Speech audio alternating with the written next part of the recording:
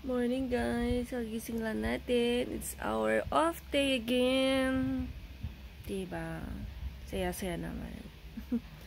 Kaya todo tulog tayo ngayon guys. Guys, let's eat. Diba?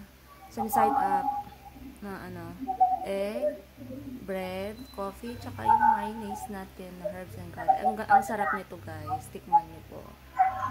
Mabibili lang sa mga supermarket. Pero ang sarap. Pwede siya sa salad, pwede siya sa bread.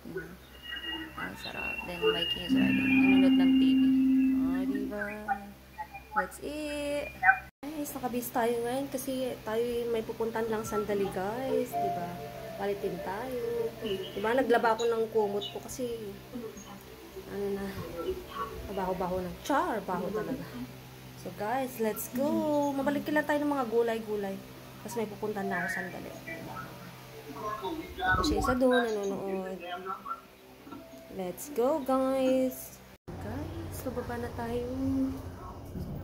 May bibilin lang tayo sandali, guys. Feeling sexy.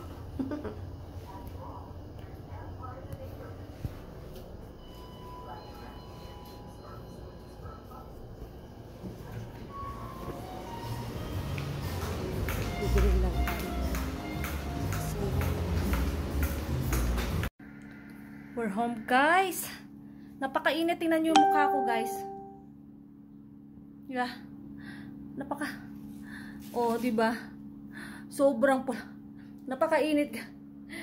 Yun na may mga pinamili natin. Mga gulay lang ang pinamili natin para maggulay-gulay lang tayo guys.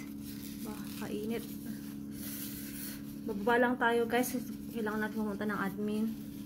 May concern lang ako sa may admin, 'di ba? Guys, let's go. Guys, magluto tayo ng arroz caldo, guys. Yung malagkit yung kinuha ko para medyo malagkit-lagkit siya. Tapos bawang, luya, sibuyas, saka onting manok.